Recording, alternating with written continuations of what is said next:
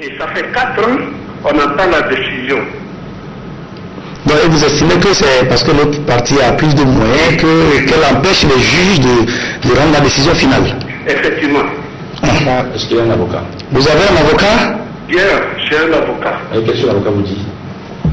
Et chaque fois quand je demande l'avocat, tantôt il me dit c'est reporté, tantôt après revenez, tout ça là. Bon, l'avocat joue peut-être un mauvais rôle dans cette affaire. Non, déjà, il a déjà une garantie. À partir du moment où il y a une vente des marchandises, des fonds sont consignés sur le compte CARPA géré par les avocats, il y a une garantie.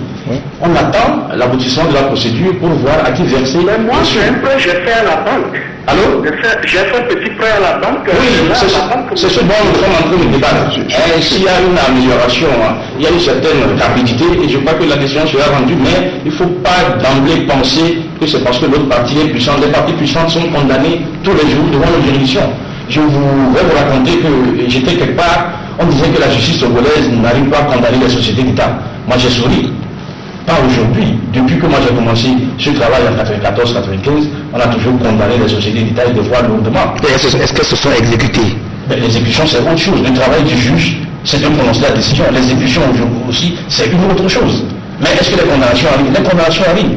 Au niveau de l'exécution, vous savez que c'est un peu complexe. Si vous suivez le test de l'OADA, l'article 29 ou 30, je crois que les sociétés d'État sont des sociétés sur lesquelles on ne peut pas exécuter de manière forcée, sauf à faire une certaine compensation.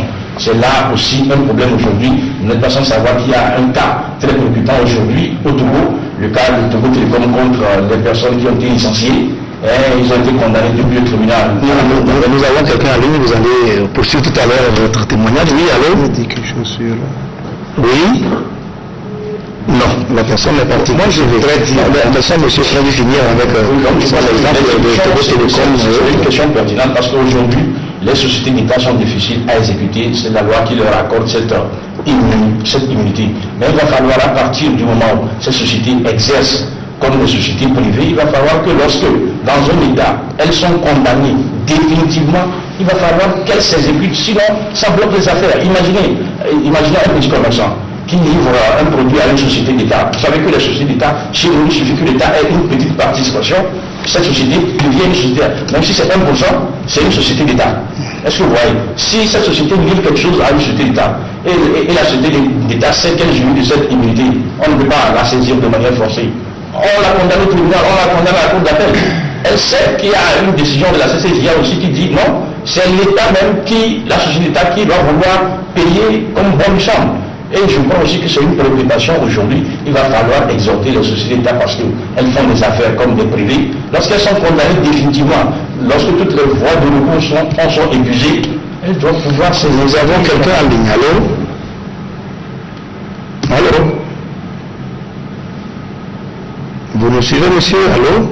Allô? Oui, allez-y. Oui. Allô, bonsoir. Bonsoir.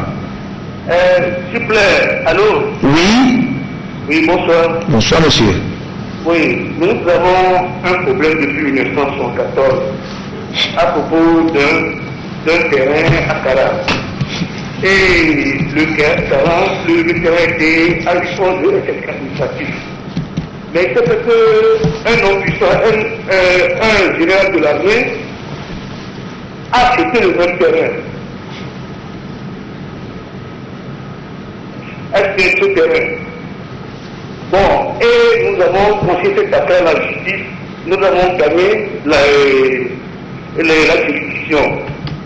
Et on envoie le dossier à la cassation.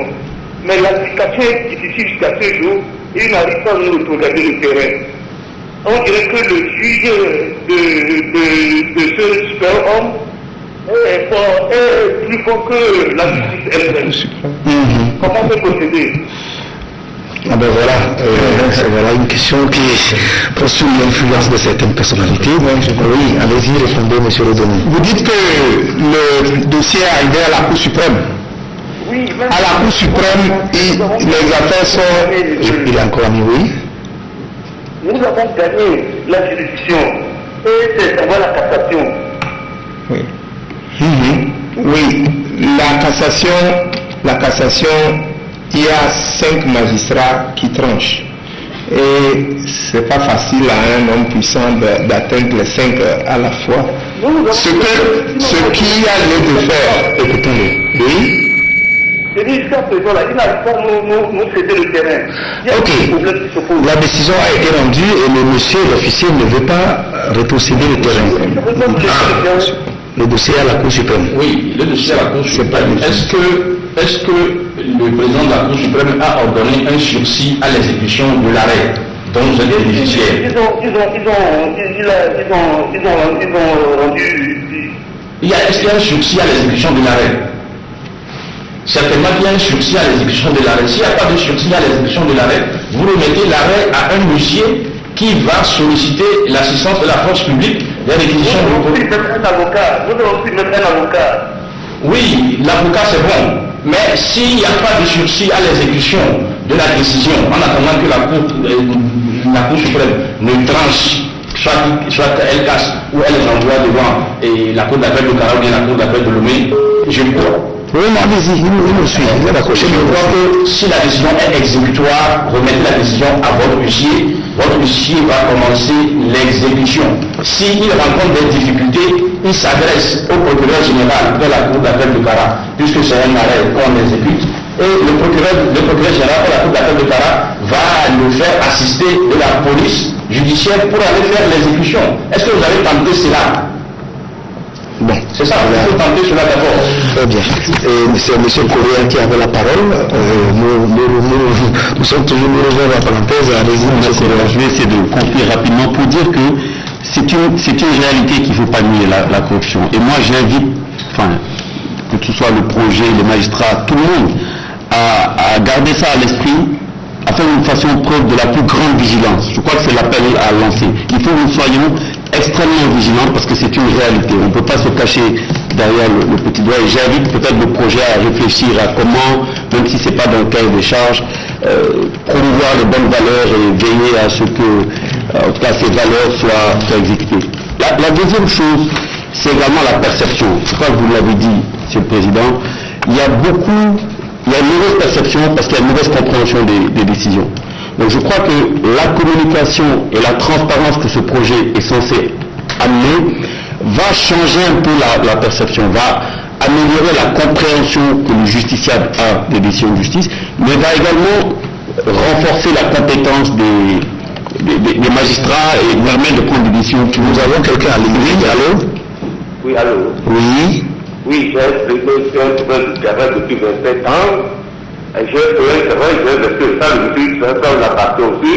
Et après, parti au tribunal, le monsieur n'a rien comme papier. Et j'ai fait le reçu des affaires et tout.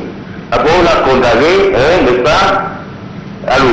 Oui, nous vous suivons, allez-y. On l'a condamné que le terrain ne l'a pas fait, on l'a au papier. C'est un monsieur, je suis un monsieur, ça veut dire monsieur, Bon, après, le monsieur fait appel à ce jugement. Il n'a même pas fait ici à la décision de la première instance.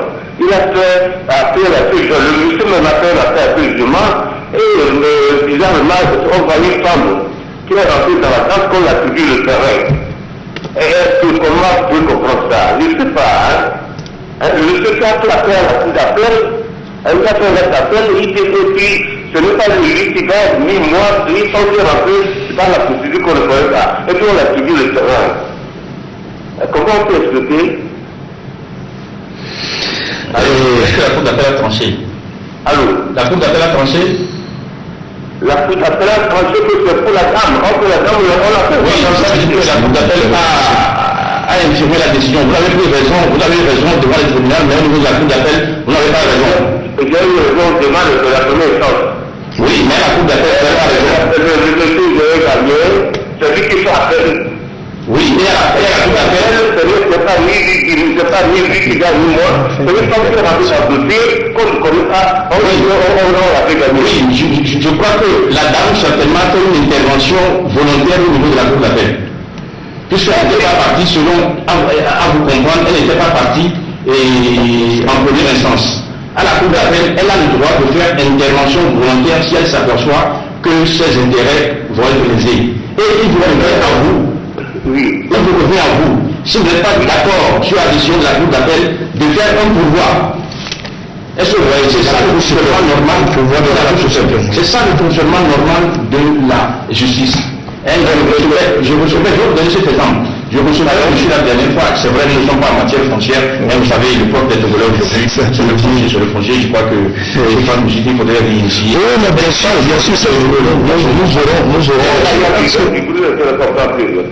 J'ai reçu un monsieur la dernière fois qui est allé acquérir un terrain sur la base seulement de 5 jugements qu'on lui a montré.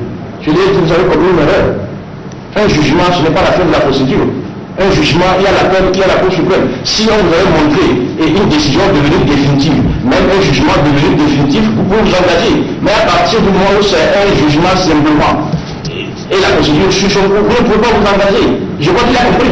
Il m'a dit qu'il a montré la décision à des personnes qui lui ont dit non, c'est bon, le droit est de leur côté, et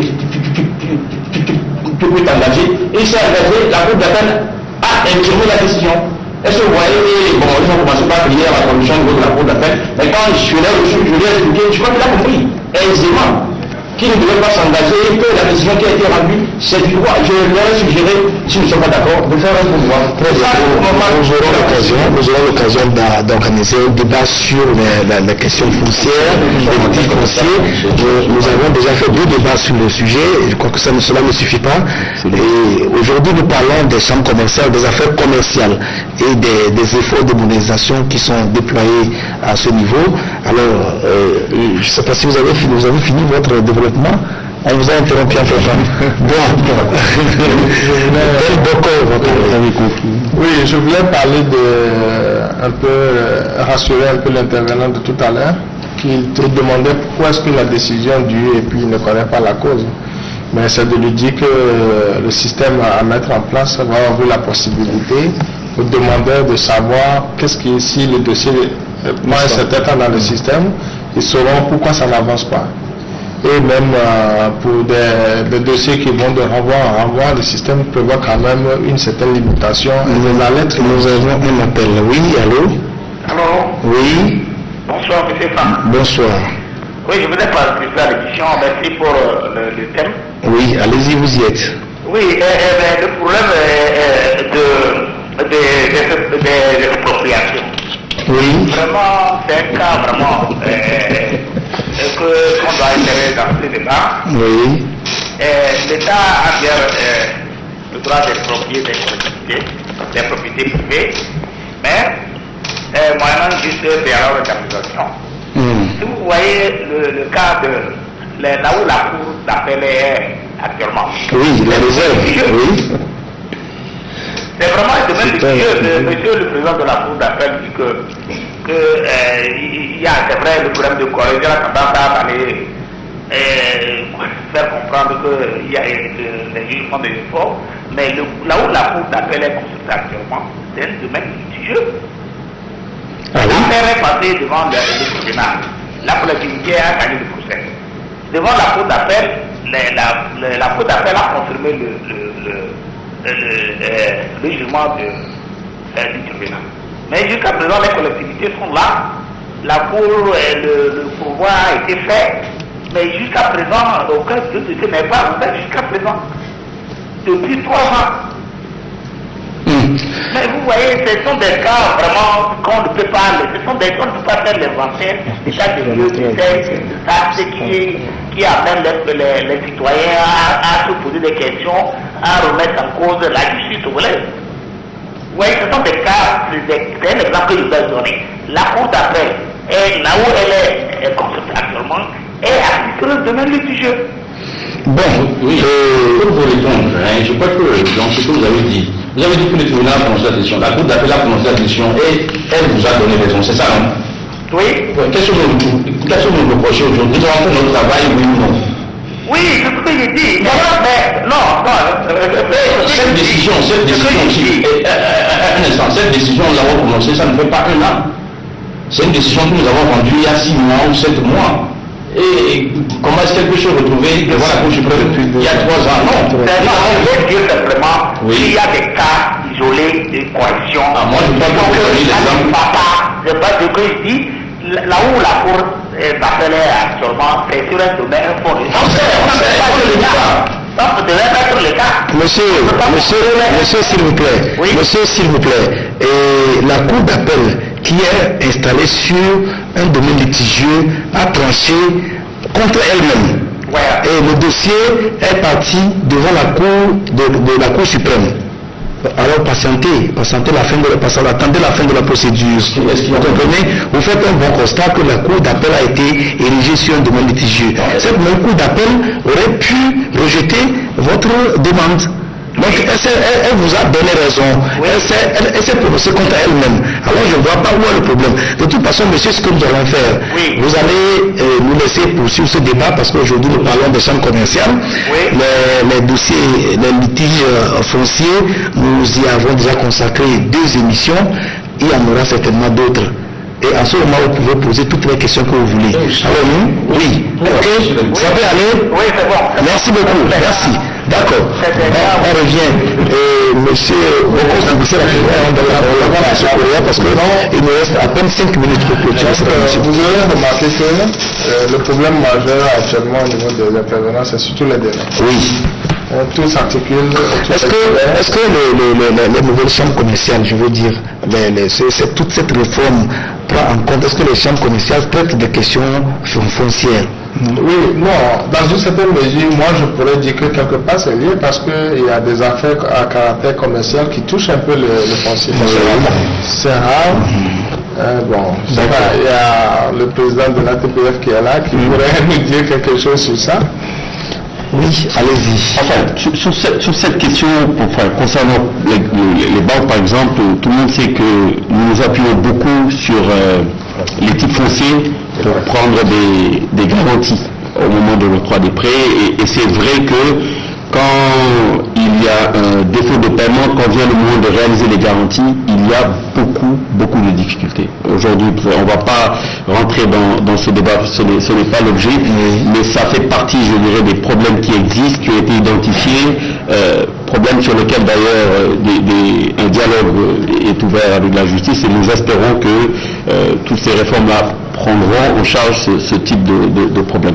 Mais je voudrais juste dire une chose, au-delà du problème des délais et du problème de la compréhension des décisions, je crois que la perception que le justiciable a de la justice est extrêmement importante. Je crois que c'est bien de faire des réformes, d'améliorer les choses, mais je crois qu'il faut trouver un mécanisme pour être à l'écoute, ce qu'on peut appeler la voix du justiciable un peu. Je pense qu'il est important que la justice, parce que la justice rend un service au justiciable, et il est important qu'elle soit à l'écoute de ce justiciable, et que quand elle se rend compte que ce justiciable ne comprend pas ou a des récriminations, qu'elle mette en place des mécanismes pour mieux expliquer. Ça va prendre du temps, parce que ça va demander un peu de l'éducation, si je peux me permettre le terme, sur le plan judiciaire, mais c'est extrêmement important, parce que tant que la personne à qui le service est rendu n'est pas satisfaite, eh bien c'est comme si le service n'est pas bien rendu. Quand bien même les décisions sont des décisions sur le plan judiciaire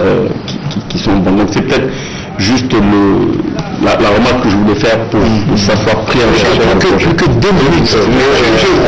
Je voudrais pour dire que ça se fait.